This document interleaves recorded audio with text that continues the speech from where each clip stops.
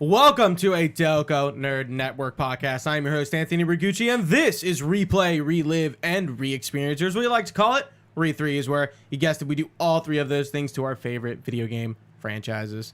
In this edition of Re3, we'll be replaying, reliving, and re-experiencing the Halo franchise, starting with Combat Evolved and ending with Halo 5 Guardians in anticipation for Halo Infinite. Here to go on Master Chief Saga with me, as always, Chris Trio and Chris Geddes. Guys, how we doing on this fine summer evening? Gooch, I'm doing fantastic. How are you? As am I. How are you? Good. Did we wanna shoot the shit a little bit about the Infinite news like we usually have been doing? With, I think we should.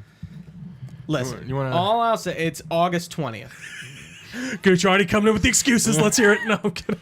All I'll say is the headline, out of context, news tweet of co-op campaign isn't launching at launch. Is that correct? Correct. Yes. It's Okay. launching 3 months after, and Forge is the same thing, but launching 6 months after. If you watch the 20-minute thing where they go over it, they seem much more positive than like the headline suggests. I watched the whole thing and I'm like, yeah, like I Can I just ask you? I get it. Yeah. And like when I saw it, I was like, what the fuck? Can I just ask you, why wouldn't they be positive?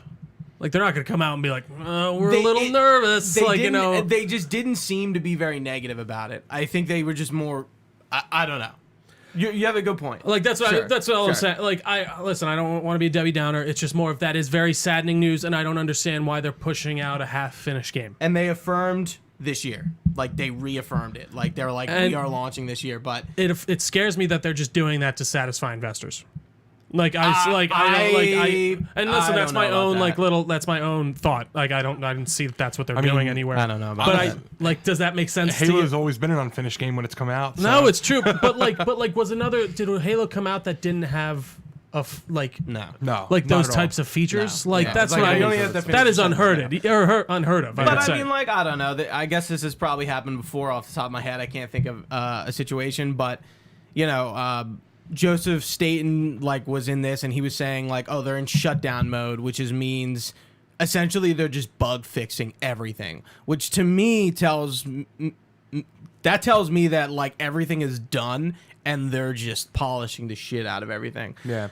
Who knows? Who knows why the co-op campaign, like we were talking on Discord, I'm like, you know, Penza was like, it's not done. I'm like, I don't think it's that. I really don't think it's because the campaign isn't done. I think it's probably some issue. I mean, this is a cross-play game. It's on, again, 2 generations of console. It's on but PC. The campaign will be available, but not in co-op. Campaign and multiplayer are confirmed. Right. But they're saying they're delaying the co-op version of campaign.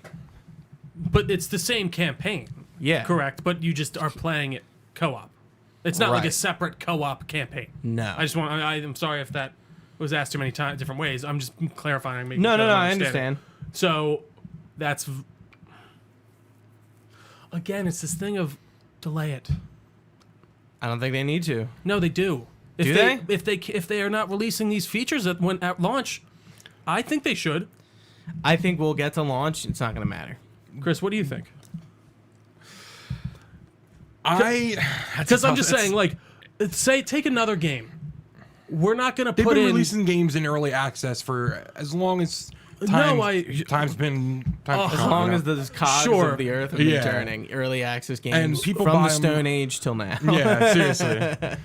No, I guess that's true, but like I'm trying to think of like it's always waiting. There's always roadmaps now for like this is what's going to come out when. I think that tells you that the normal development time for games doesn't coincide with how games are nowadays. Yeah, I think that's what that tells you. They're like, let's launch a game half finished. How many games come out in early access? Chris is right. But no, but like how many major games like that come out? Like what's the last I'm honestly asking, what's the last AAA shooter that came out in early access like that was like, but we're coming with features later that wasn't free? PUBG was in early access. Fortnite was in early access. But how much were you paying full price for those games? I just don't know. They were you had to buy Fortnite originally to that's what I thought. And you've always had to buy PUBG. Yeah. Fortnite, obviously, Battle Royale's free. We all know that. Okay, so fair. 2 examples, but never for. I just think in my humble opinion, they should just wait. Couldn't and you like release all of it at once. argue that like COD, even though Hasn't launched with campaigns. Yeah, they've cut campaigns entirely. But again, that's not early. They're just releasing a different type of game. But they've cut campaign entirely. No, I know, but they're not. But they're not like we're coming in later with these features with in the campaign. Yeah, like that's just their game now. I just feel like Warzone didn't launch at launch with whatever Call of Duty it came out with. Modern correct? Warfare. Well, Yeah, but now, that's the whole. Now it's like that's like a whole different. Right. Again, I think it's a whole different type of situation. I think this is pretty new, if I'm honest, for a big game like this. Sure. Yeah, I do. I think I'm it just is. choosing to be positive. Yeah, That's fair. It's really I what want it is. to play the game as much as anyone else. And I agree. It is more just like, come on, like if they did, what would be the worst thing if they did delay it again? That's it. But that's what I mean. I think So they have I'm the just release like, plan, like the release date. No, I know. I guess I just Gamescom's coming up, right? The 25th. Correct. Yeah. I just think Next you week. only look good. You only look better when you do that. I know people get that initial but like at the end of the day, then you get the benefit of the doubt of like. Is it really something that would take 3 months? That's the other thing of like I'm wondering like how like what is. Again, I'm not privy to game development. Yeah. I have no idea what's going on. It could make sense and they lay it out, but like it's just a very weird revelation in my opinion. I don't know, and it doesn't necessarily make me like. I'm like, oh, this game's gonna suck because I think it's gonna be good. It's a weird but like, timeline. I think is like what the word you're looking for is. Yeah, like I don't know. It's a weird thing to be like, all right, like the game's launching, but like, oh, like as we get closer, like they're kind of making decisions. It's like, okay, like this is gonna not be at launch, probably so the game can come out as full as it can be. But and now, and I will say their multiplayer now is going for that platform idea. Correct, dude. The name Infinite That's should it. Well, not have told you any less. Well, no, I know, knew but that like from they the and day they launched literally like said that is what I'm saying. Right, like yeah, that's the yeah. idea. Well, and so I think that's a good plan. I agree. No, I think really the do. platform thing makes a lot of sense, and the idea of they're doing the battle passes and everything like that. I think that's all awesome. I'm very curious. That's all. I'm not necessarily like down, but I am like when I think Jess in the group in the Discord was like, so they're releasing an unfinished game, and I'm like, it's not a false statement. I mean, how many devs And release no, unfinished and I'm not games, gonna right? say Cyberpunk, like I'm not gonna say you like said that, it. like like Cyberpunk, right. all that. Absolutely, it saddens me that is becoming the norm. I guess is the. Did they ever crux of it. promise co-op camp? Didn't they promise co-op campaign on launch with the between like On Cyberpunk? with? No, I'm talking about Halo Infinite Xbox. Yeah. Didn't they say they would announce like have co-op campaign split screen? Yeah. Yes. Yeah. Okay, so is that? Again, I'm Not- very curious. That's how, the thing. And again, Yeah, is that not? technical. Is that part of like the co-op campaign that they're delaying? 'Cause I no, thought well, they- that's I think. I would assume so. So like local co-op, in local general. split screen because they said it I was would- going to be. It was I funny. would I was assume playing that with co-op my means all roommate co-op. Yeah. on Halo 5, and he was like, "You can't fucking split screen." I'm like, "I know." Yeah, what were I they know, thinking? It really, truly, that would be the cherry on top of Halo 5's multiplayer if ever. Like that game is still so good. By the way, going back from like I've been playing a bunch of Halo 5 multiplayer, then I get into this, and it's like going from a fucking Mercedes, Ferrari yeah. into a fucking It's like going from Apex to PUBG. yeah, like Super it's slow. just so like it's like going from that to like the thing in Austin Powers, like the steamroller, where he's just like kind of. So let's get into episode 20, Kizingo Boulevard in Oni, alpha site of Halo ODST. We are coming out of last episode, Uplift Reserve. We are back in our Mombasa loop, and Asphalt and Abolution plays another version of Deference to Darkness. And nothing really to note in this loop. I don't know if you guys want to bring up anything about New Mombasa streets, but we are looking for the Gauze turret, which cues our next flashback. So the next, obviously I just said it, Kizingo Boulevard is our 5th campaign level of ODST. This level takes place in the Kizingo district of New Mombasa on, you guessed it, Kizingo Boulevard. I would have never guessed. During the daytime, and this is the only level where you can play as Mickey. Oh, I forgot to add the Mickey Kizingo Boulevard. It's probably like 2 hours after drop. I think so. Yeah, sounds about right. Yeah. So, Dossier Private First Class Michael Mickey Crespo, serial number 51033-15973-MC, is an ODST UNSC Marine Corps trooper. Come on, tough guy, we gotta blow this bridge. He served in Alpha 9 under Edward Buck during the Battle of Earth, which is what we are currently doing. Mickey was born in 2530 in Crimson City in Nani Way Luna. Yeah. Nani Way Luna. And has lived there ever since. Despite this, he has never visited Earth. I guess Luna is moon? Probably. I guess that would make sense. Yeah, because he said despite this, he never visited Earth. So I guess it makes sense if he's on the moon. I would agree. Yeah, and he's only seen it from a transport craft window. Mickey's parents were insurrectionists who died wiring a bomb to a government building. He never got to know them well because he was... when they died, he was a very young at the time. He was placed in foster care, during which he studied subjects such as UNSC history and work productivity. He signed on for the UNSCDF service on June 4th, 2548 as mandatory military service, which was a requirement for freedom from foster care. Wow. That is pretty nutty. That's crazy. Could you that's like basically like a draft for That's kids literally what with it no is. parents. Yeah. I mean, and like think about this, his parents are also insurrectionists, so like they're traitors essentially. Mm-hmm. So maybe that's, I guess, what it's built around. I guess if they're like, obviously like they're not killing kids, And then, so they're just bringing them in the foster care and then essentially like pushing them back into the war machine. Yeah. After the mandatory service, he had a chance to quit the military, but he decided to stay as he considered it home. Both he and the rookie enlisted in the same year and were both students before they enlisted. It is possible they both knew each other before joining the UNSC. He was the crew captain on the Pelican dropship for some time before coming in ODST with the rank of Private First Class. Before the Battle of Earth, he had undergone EVA training and finished in the top of his class, as well as 3 HEV drops. Some trivia. He's voiced by Alan Tudyk. I did not know that. I didn't notice that either at right? all. He doesn't sound like Alan Tudyk at all. Excuse my burp. And you're gonna realize there's another character who's voiced by somebody, and I don't think you. I was You've gonna already bring said that Nathan up. Fillion, obviously. Right, Yeah. Right. I'm not gonna say it. Okay. I'll keep you on suspense, and we're gonna talk about it today. But like, I was just like, no fucking way. Yeah. I've never knew that. Anyway, he was also on the show Firefly. So Nathan Fillion, Adam Baldwin, and Alan Tudyk, 3 actors, are all on Firefly. Oh, wow. Yeah. Wait. Oh, Alec Baldwin's in Firefly? No, Adam Baldwin, Oh, I was like, Alec Baldwin. not Alec Baldwin. Really? Not something I would And have his expected. his character in the show is also a pilot. On the front of his helmet is a small piece of masking tape with his name written on written on it in black marker. On the right leg of the ODST armor, he has an ammo belt wrapped around it with what seems to be miniature shotgun shells or pistol shells. This came from early in Mickey's character development by Bungie, as concept art for the character shows him as a CQB, Close Quarters Combat ODST, which was most likely cut due to the danger of close quarters combat in the game. Mickey's the only squad member that does not directly interact with the rookie throughout the game, unless his pod slamming into his considers interacting.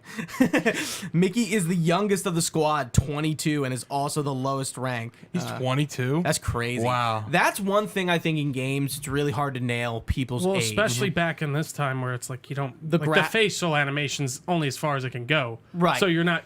They could be anywhere from 20 to 40 probably. Or and you wouldn't even know. like Final Fantasy, for instance. It's like this girl's like 17. She looks like she could be in her 20s. Like and like it's like JRPGs. It's like, Oh, yeah.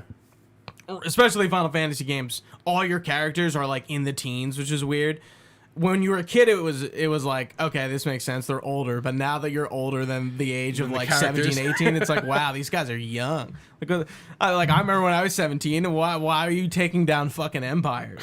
But yeah, I thought that was I couldn't. Yeah. It's not that weird. 22 is That's wartime. That's prime draft age. Right. Like, yeah, really, it makes sense. The events of Halo 3 ODST take place on his birthday, October 20th, though neither he nor any of the characters mention it. In Halo 3, Mickey shares the name with the voice actor as the Marine who said, "Tank beats ghosts, tank beats hunter, tank beats everything." Remember that from Halo 3? I actually, as soon as I heard that, I'm like, oh yeah. So it's so Alan Tudyk, Nathan Fillion, and Adam Baldwin are all in Halo 3 as well. Interesting. And Romeo's voice actor, which we'll get to. Oh, here it is. Mickey, Kizingo Boulevard, 90 minutes after. 90 2 minutes. hours. I had Almost it lower there. on the dock. Ooh. Mickey is seen running down the street just as he reaches a junction. A scorpion tank is seen backing up at high speed, followed by a few Marines. Was I Mickey? I think I was. I'll be Mickey. Someone just be the Marine. Hey, where's the fight at? Take a guess, genius. Mickey walks out into the street, confused just before a Wraith tank comes into view. It fires a plasma mortar as its gunner fires at Mickey, who runs to cover. The mortar makes contact with the ground where Mickey was a moment ago. The explosion from the mortar also makes a barrel hit him in the head. Mickey gets back up. Son of a gun! As the camera cuts to first-person viewpoint from Mickey's helmet, the Marine takes cover under a building. Want to live? Then get your ass out of the street. The Scorpion fires a shell right past Mickey's ear. Wait for me! So this is clearly our tank level of the game. With the help from the tank, the Covenant forces in the area are defeated. Good work, Trooper. Covenant's been rolling us back block by block. Every Marine in the city is headed for a rally point near the Naval Intelligence Building. You ought to come with us. Sure, as long as I get to drive the tank. So during this part, we're revisiting some parts we hit during Mombasa Streets, and it doesn't really feel like that. It doesn't, because you're in a tank. It really does. It feels much different. I didn't even know. I spent like 25 minutes. What? I didn't. He's like, help out the tank, rookie. I'm like, where's the fucking tank? Like, I couldn't find it for some reason. I kept dying. And I was like, oh, it's over in the fucking corner. I'm a moron. I felt so dumb. I felt the game doesn't do a good job of telling you where to go. It really doesn't sometimes. And then even once I got in the tank, I was like, where am I going? There's no marker. There was no. Just go. I had to go to where the Wraith was. Like, it was tough. I was getting a little confused. By the way, notice the score a lot more on these levels. I feel like I actually was actually. Now that we pointed it out. Oh yeah, I don't know if it was because, but I felt like I was like, it definitely was more. Yeah. In your face. And I mean, think about it when we revisit these levels. We've done this before in Halo games. Absolutely. Bungie is they're not new to revisiting levels and stuff like that. No, yeah. And I thought it was like really interesting. I'm like, even the daytime, like I guess the direction we're coming at, it's all different. It really doesn't feel like I just feels like a these different level. streets. Absolutely. Yeah. So they kind of did a good job making retreads better. It's like literally from Halo 1. They've been building this moment. Yeah. The Marines make their way through the streets, engaging heavy Covenant forces in another plaza, and they soon are defeated as well. Trooper, head through the doors to Kizingo Boulevard, fastest way to the rally point. Placing a beacon on the door. Let's move, Trooper. Mickey drives onto the boulevard and sees two Gauss turrets looking over the street. The turret that Rookie finds has already been disabled. Mickey and the Marines engage the Covenant in the area and soon defeat them. Mickey drives towards Dutch's position. Dutch, what are you doing up there? A Wraith suddenly drives out from beneath the building. I'm out of rockets. Kill that Wraith. Once the player arrives at Dutch's position, the level ends. Mickey and Dutch clasp hands. You heard from Gunny? No. No. Romeo neither. That's such a weird sentence to look No, at. Romeo neither. Yeah, it is. It's like a double negative or whatever. Yeah. View switches to a superintendent camera whose avatar shows a happy face at the sight of the ODSTs. Huh. Guess it's just you and me. My vote? Hold up and wait for backup. The superintendent's avatar shows an angry face at Mickey's vote. The view switches back to the ODSTs, who aim their guns up at the door. As it opens, an NMPD officer emerges behind it. Thank God. Does one of you know how to use explosives? Your vote just got overruled. Oh. Awkward. Oh. The camera pans up to show the Naval Intelligence sign. The level ends. Some trivia. You can ride on the side of the tank, unlike in Halo 2 and 3, which only NPCs can ride on the sides. This change reflects that you are an ODST, and that provides a gameplay balance. Kind of interesting. Yeah, I never knew that. I didn't even think I could go on it because I honestly, if you would ask, can you ride on the side of the tanks in Halo 2 and 3, I would have told you, yeah. Yeah. But you can't. So what you're saying is you can't. Oh wow. Yeah. Maybe it's too heavy. Anything else about Kizingo Boulevard? Did anyone notice Gold Hunters here? I did notice that. What's the difference? Did. Is there like a difference or something, or is it just? I couldn't find anything about it. They're in the next couple levels. I've seen them. I noticed when I was rookie in moving like, Boss's Streets, I noticed 2 Gold Hunters, and I didn't really think about it. I wonder that could just be a differentiate between rank, probably most likely. I mean, as we've seen in the past. Do they really? I mean, ranks? They're just worms. Are they like? I mean, they're like Yeah, I guess. Yeah, I mean, I don't know. There's no other armored colors in any other game. I was just thinking it was because those are like you know how there's some Covenant that are with the elites. Oh no, this is Halo 2, right? Yeah, but that's happening. That's like happening. I don't know. Yeah. Nah, I mean, I don't know. rank. We'll rank. let it there. Yeah, we got it. All right, so we go back to our new Mombasa loop. Neon Night plays as we come out of this level, and we are now going towards Oni Alpha Site. And once we kind of go through that tunnel, that vista of Oni Alpha Site just fucking blown up, and like there's phantoms going towards it, like really fucking cool. It is cool. You know what? It's funny. I don't know if they kind of took inspiration, but it reminds me of kind of the Triskelion or whatever. And Triskelion? Yeah, and the Avengers. I don't know what like the idea. I don't know why. Yeah, just the way it's good like call. set, Yeah. like I don't know. I thought it was really cool. I never noticed how I think interesting it that was. building's like a big rectangle. Right, something like, and it's kind of in the middle of this big most buildings are big rectangles. Yeah. But like, no, I feel like it's that got him. I don't know why. Well, most are rectangles. But like, I was like, you got me. It's a big rectangle in the middle of no other building. Yeah, exactly. Right, and it's just like got some water. I thought it was really cool. So this time, Rookie will pick up the remote detonator real quick before we jump into Oni Alpha Site. I like how Rookie, obviously silent protagonist, but he picks up the detonator.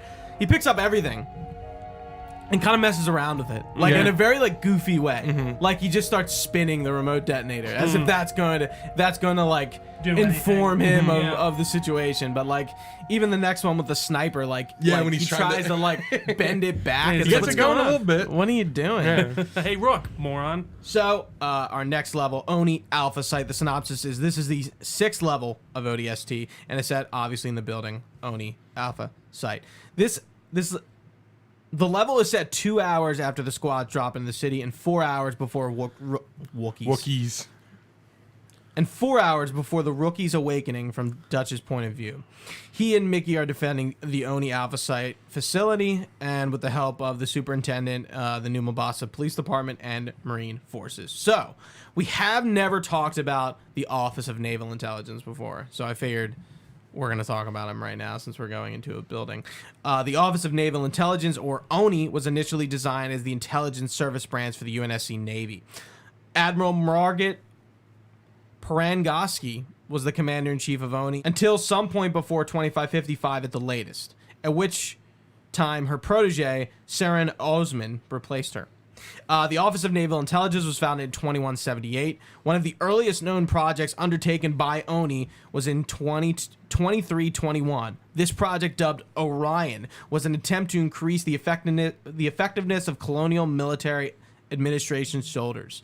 This is Spartan 1, if you guys don't remember. So ONI is created, and about 200, well, not ONI's created, and they do this project 200 years after their creation. They start Project Orion with Halsey probably at its helm, obviously. However, this initial run eventually was postponed. ONI has a multitude of other roles delineated to its various branches. Some of these include military espionage, public morale, and special projects. Many of the functions and subdivisions of the Beta Phi division and the Spartan 3 project are enigmatic, and its personnel are regarded as mysterious by mainstream naval officers. ONI personnel, especially officers, are often referred to as spooks, which we hear in this game. The Office of Naval Intelligence often operates independently of other UNSC branches. At times, it contravenes the law and UNSC protocol to complete top-secret missions. Agents appear to enjoy significant latitude in their discharge of their duties, often violating moral boundaries or acquiring vast amounts of UNSC resources to achieve their ends. They're kind of remind me of Spectres from Mass Effect. Okay. What Drawing are a Spectres blank. in Mass Effect? Yeah. You don't remember? I'm drawing a blank. Duh, what he is. I'm sorry. Shepard. It's been a while. God, Shepard's okay. a Spectre, but in Mass Effect 1, they really like inform you that the Spectres are like the right arm of the Council, and they do dirty work. Off the grid, nobody knows about, like, everyone respects the Spectres, but they know they do like dirty shit. Okay. But they're, like Saren is essentially, like a dirty Spectre. Like obviously like he's working with fucking a Reaper in that game, the villain. So he's clearly been doing shitty that's been like under the radar. Nobody questions him at first because he's Spectre. He has this status, and they like don't even question like what he's doing at the beginning. You ever play Mass Effect? Yeah. Oh, yeah. I went through Mass Effect 1 like super quick. So in the beginning, they really hit home that like playing Mass Effect 1, I never like they really hit home that these Spectres are like undercover secret agents, and they do dirty shit, all of them. So what would you compare them to, like IRL, like real life? I don't think I assume our government does. CIA. No, okay. No, I know. Probably. There's it's- definitely like dirty ops and Yeah, CIA absolutely, for sure. There yeah. has to be. Well, that's But, the only you thing I just can don't think know. of in the way of exactly. It's Yeah. more like it's more obtuse, probably. When I am. I think the CIA is probably Closest you'll get. yeah. That makes sense. No, definitely not the FBI, because No. the CIA is more like on the background than the FBI. All right, so what is ONI Alpha Site? ONI Alpha Site is the UNSC official naval intelligence facility located in Sector 10 of New Mombasa, Kenya. It was used by Section 2 of ONI. The main building has a large shaft in its center, which connects all the way down to the superintendent's data center deep below. And they don't really tell you why the Covenant's going here or why you're going here, but I assume it's because it connects to the superintendent, which will make sense when we get to the end of the game. Well, and also, I mean, I guess the idea is that facility houses like a ton of like Intel. and information. Right. So that's kind of the. That's also another point. Yeah. Because it's funny. Like you get to this building and like they don't really tell you anything. Yeah. Sure. Like you're just kind of like going with the paces, and like you're the special ops troops, and like you don't know what's going on either. But like just kind of like going back to like Veronica's mission, like this seems to all be like kind of tying in with what she's doing here. Yeah. Because I guess the orders make sense. Like they're going to an ONI building to blow it up, and like what is she doing? Like it's kind of interesting. Dutch. ONI Alpha Site 2 hours after drop. The level opens as Mickey and Dutch are setting demolition charges to destroy the bridge leading to the complex to prevent the Covenant forces from accessing it. Dutch watches as Wraith moves into position while Mickey arms a detonator. Hurry up! I'm trying to give it a southern twang. That's really that's It's tough. too short. Hurry up! No. No. Hurry up! All right. I'll take that. Reach down for that one. The Wraith opens fire. Look, if you want to do this, be my guest, but this ain't a job you want to rush. Mickey finishes arming the detonator. That do it? Dutch looks down at the bridge watchtower with an NMPD officer in it, which almost gets hit by a plasma mortar. Signal's good. Arm the other detonators and pull back to me. Come on, tough guy. We gotta blow this bridge. The two run down the bridge. Another Wraith moves in and starts to fire. After the charge is armed, the NNPD officer commands the superintendent to unlock a keypad on the bridge toll booths so that they can remotely detonate the charges. The AI is hesitant at first, but eventually lets Dutch destroy the bridge. Come on, Super. Unlock the keypad. Keep it clean. Respect public property. If you don't let us trigger those charges, in about 5 minutes, your data center is going to be crawling with Covenant. We fall back to the courtyard of the building and eventually retreat into the lobby and continue to hold out as we head to the roof for evac.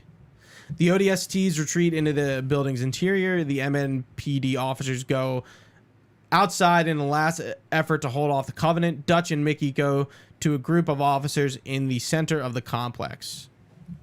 So, is this Stacker's voice actor? It definitely is. It definitely is. Yeah, All right, I it's just not wanted to- Stacker. I'm No. like, that's Stacker. But Like, as as he's soon a as- sergeant, you could tell it's Yeah, it's the based same, off yeah. of him. Or, yeah, I mean, I don't know. They got him in other games. Yeah, They of just course. asked them, want to do us a Yeah, favor? want to do this? Yeah. Yeah, We need it. We need a voice. right.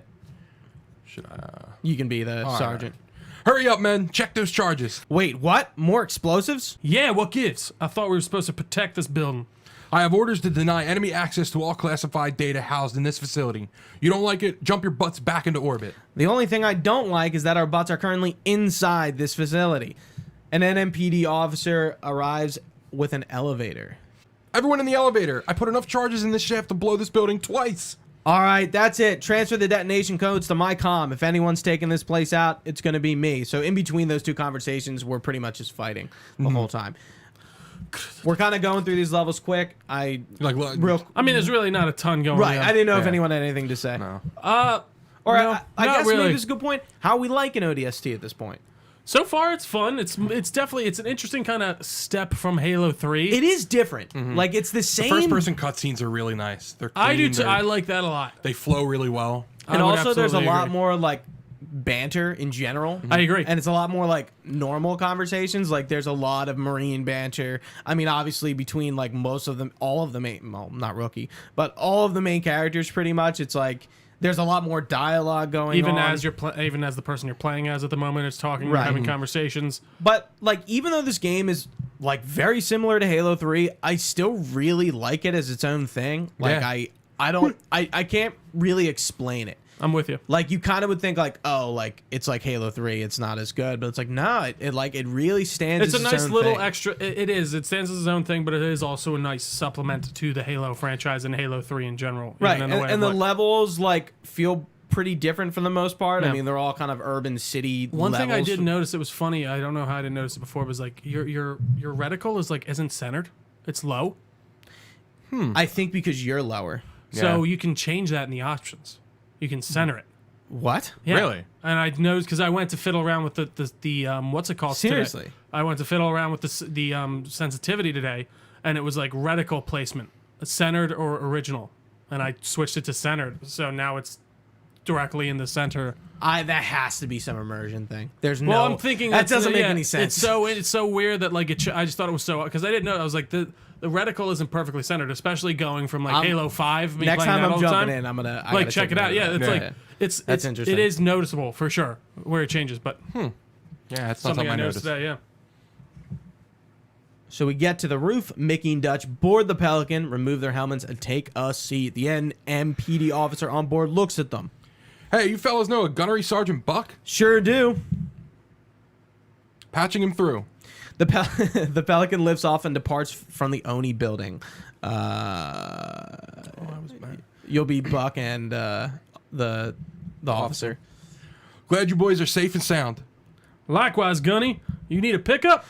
Long as you're offering, we're in the police HQ. Can you take us there? Affirmative. All right, meet you up top. I didn't know Mickey wasn't in tough. this. Yeah, I was like, I was. Wait, let me do Buck. I'll be the officer. Okay. Affirmative.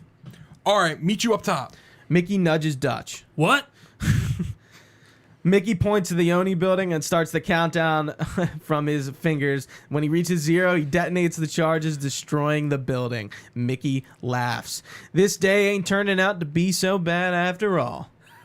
The Pelican I flies. gotta say that scene was really good. Yeah. I really just 3, 2, 1. Yeah. The Pelican flies away as the view changes to the superintendent camera. The avatar gives a confused and angry face as the building is destroyed. The cutscene ends and we fade to black. That is Oni Alvasite. Since we already talked about how we're liking the game, how do you like the ODST squad? Obviously, like the main characters are much more colorful than we have ever. Absolutely. I mean, I think Yeah. there's a great amount of banter between them. I think you feel like these have been characters who have gone through wars together and who know each other and who are squad mates. Right. And I think it plays very well throughout. And it goes back to what Chris was saying about the cutscenes. I think they're very well done. And clearly, these voice actors all know each other. yeah. Yeah. So I think that helps that they No, have, I think they it does already too. have They have chemistry. They already have chemistry together. They've acted on screen physically, and they're Sure. You know what's funny? Going from like real quick, like watching Marvel's What If, and like so these are all actors. They act in like live Absolutely. action. And What If has some very spotty voice acting from actors who just act. Like makes Benicio sense. del Toro in the second episode, who's the collector. Terrible. Is that even a voice actor, though? Is that him? Is that Yes, Benicio? it's him. Oh, it is Benicio del Dude, Toro? you would, dude. I had no He's idea. horrible. He's not good. Well, no, He's he's not just good. Like, yeah, he's like, I just like, thought it was someone just doing like Right. a bad impression of him. No. That's it's him. That is really. I That's like so funny.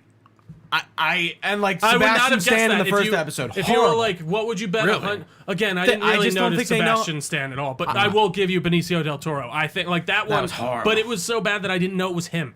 That's bad. That's like I knew That's that Sebastian bad. Stan. I knew that was Sebastian Stan. Yeah, Like, and he, mind you, like in this episode, he has maybe 10 lines Yeah, of he's not dialogue. really in it a but ton, I guess but- the way he executes them just sounds so like this is your first time voice acting anything. Wow. Which I guess makes sense, but it's interesting pulling actors from who do from live traditional action, acting to who voice really acting rarely, and then don't you know got how like to do certain it. people, like even like J.K. Simmons does a ton of voice acting, Right. And then he's also a major, Yeah, like regular. Same with the guy who plays Carl Lumley in Falcon the Winter Soldier. He's Martian Manhunter in Justice League. Oh, really? I- kinda- That's his name, I think, actually. okay. Isaiah Bradley. He's a voice actor. Oh, really? And he's Oh, also a interesting. regular actor. Oh, okay. But like, Interesting. and he's good. But he has a fair balance. No, I think you definitely do notice that with voice actors, or actors in general that do voice acting as well. You notice that they are more comfortable in that shoe when they have to put it on. But I think that does it for this episode of Halo Re3. More specifically, Halo 3 ODST. It's been a lot of fun going through the campaign with you guys. Hopefully you're following along with us. Big 2-0. Just Big finishing 2-0. up. You can find this podcast everywhere podcasts are found. Just search Delco Nerd Network. We are on all your favorite social medias at Delco Nerds. We have a Facebook page. We have a Discord. We have an email address. That's delconerds@gmail.com. You can email us your comments, questions, or concerns, and we'll be happy to get back to you. I don't believe I missed anything. Big shout out to Fingers, who does our intro and outro Kills for the it. podcast. We can check his information out in It's the in the description. link. Too good. I can't praise him enough. But you can find all this info on our website, delconerdnetwork.com. Thanks for listening, guys. For Chris, for Gooch, I've been Trio. Stay nerdy, and we will see you next time.